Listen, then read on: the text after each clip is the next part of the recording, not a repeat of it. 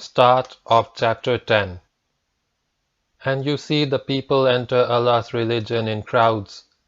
Then celebrate the praises of your Lord, and pray for forgiveness from Him, for He is oft returning in grace and mercy.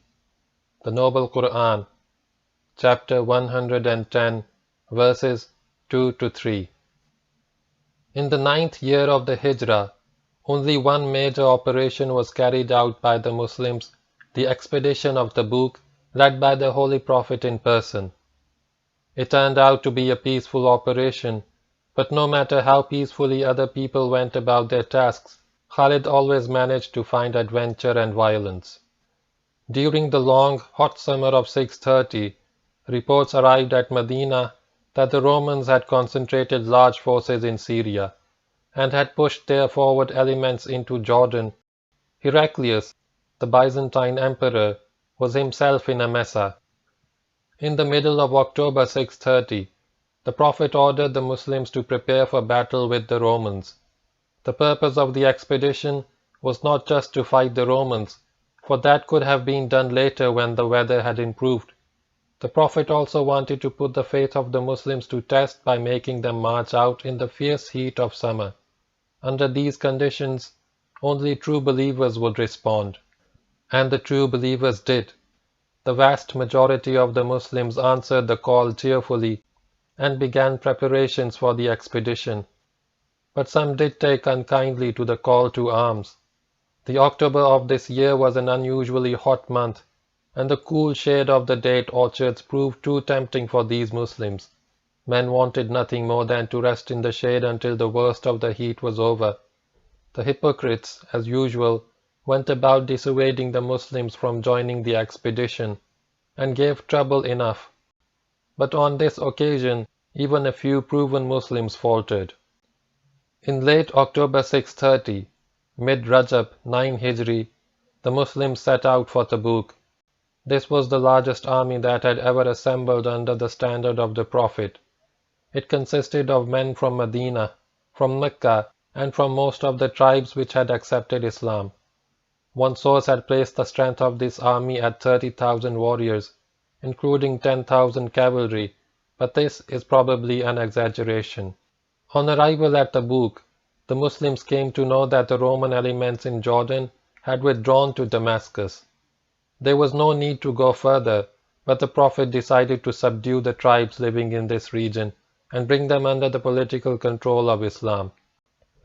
The important places in the region were Ayla, near the present-day Aqaba, Jerba, Azruh, and Makna, all lying along the Gulf of Aqaba. Pacts were made with these tribes and they all agreed to pay the jizya. One important region which the Prophet wished to subdue was a little further away from Tabuk. This was Daumatuljandal, the present-day Al-Jawf, ruled by Uqaydar bin Abdul Malik, a Christian prince from the tribe of Kinda who was famous for his love of hunting. To subdue this region, the Prophet sent Khalid with 400 horsemen and instructions to capture Uqaydar. "You will probably find him hunting the wild bull," said the Prophet. Khalid arrived at the walled town of Daumatuljandal on a bright, moonlit night in late November 630, mid-Shaban 9 Hijri. Hardly had he deployed his force near the town, when the gates opened and out came Uqaydar with a few friends, mounted on horses and armed with hunting weapons. Perhaps owing to the heat of the day, Uqaydar had decided to hunt in the cool of the night, and the bright moonlight promised good hunting. Khalid took a few of his men and rushed at the hunting party. While Khalid himself pounced on Uqaydar and brought him down from his horse, his men assailed the other members of the party. Uqaydar's brother, Hassan, resisted capture and was killed, but the rest galloped back to the fort and once inside, locked the gate. Khalid now returned to Tabuk with his distinguished prisoner. Uqaydar entered into a pact with the Prophet, paid a heavy ransom for himself, and agreed to the jizya. Soon after this incident, the Muslim army left Tabuk to return to Medina. It arrived home in the middle of December 630, by which time the weather had become very pleasant. After Tabuk there was no major military activity during the lifetime of the Prophet.